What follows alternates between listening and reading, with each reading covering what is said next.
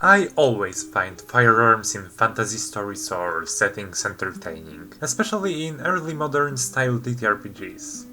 I do think that they're really underrated, as is the whole moment in history of the introduction and gradual improvement of gun-making technology, as some people seem to perceive the evolution of weaponry being something akin to once there were knights with swords and bows, but then guns appeared, making the rest of the armory insignificant. However, this was not the case, and firearms had to undergo a long process of development before finally outshining other weapons. And while those GMs who won't allow guns in their games at all seem to be less common, banning guns in their games is still a common practice among some people. So, if you're a gunpowder enthusiast, then welcome to Dungeon Hussars, where today I'll present to you how to create epic firearms for your D&D campaigns. However, before starting today's video, we have to establish what firearms should look like to be fun and unique, as the DMG presents the official coverage of firearms, but they aren't really special. Thus, the first aspect that has to be included in the firearms system is them being something that is high risk, high reward, as were the early examples of powdered weaponry. Next, they have to present a new way to use weapons in fights, while lastly not overpowering the remaining arsenal. I've mentioned that some people are reluctant to allow the presence of gunpowder weapons to their games as being unfit for the setting. And while that is perfectly valid for a GM to create a world where there are no firearms, this argument is also oftentimes linked with the argument that this is because they are unfit to the medieval era, which is just not the case, as even in the event that for many marked the end of the medieval era, the fall of Constantinople, multiple black powder weapons were used, while personal hand cannons were developed by the end of the 14th century. And before the end of the medieval era, the Czech Hussites were known for arming their armies consisting of rather untrained civilian militia with, you guessed it, firearms. This allowed them to mitigate the gap of the troop quality. However, still those early weapons were very unreliable and oftentimes experienced faults, making them harder or even impossible to use. Although I have to admit that the true era of firearms began not long after Constantinople fell. In that time frame, numerous armies began to implement guns into their ranks. So, this historical context may justify the presence of gunpowder weapons in your medieval-inspired TTRPG campaign.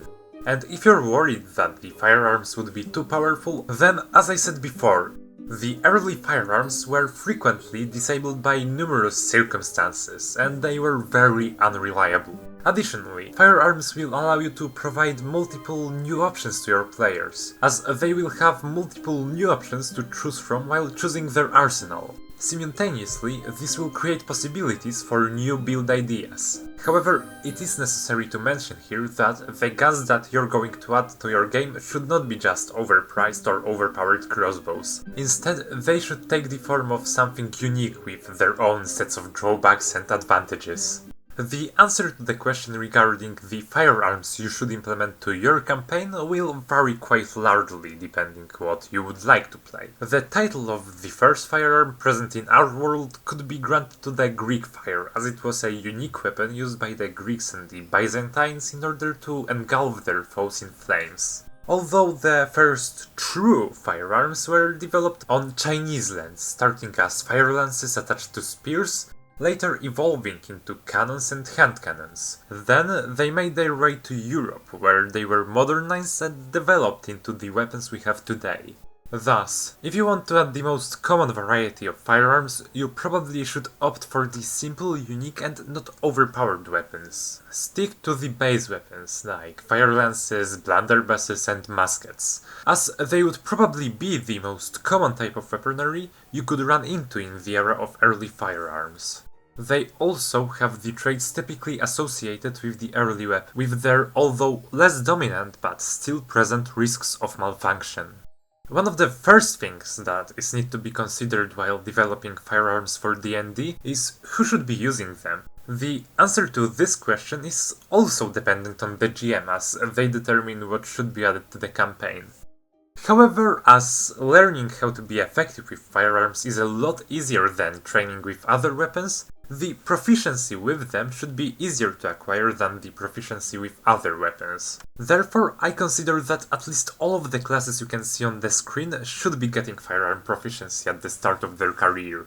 Now that I've established who can use the weapons presented today, let's present the system itself. The core of this system upon which I've built it all is the weapon uniqueness. I found it kind of weird that the differences between weapons in 5th edition were practically negligible. Admittedly, in 2024 weapons got different masteries to differentiate between them. However, there is still a lot more to be done in order to make each weapon truly unique.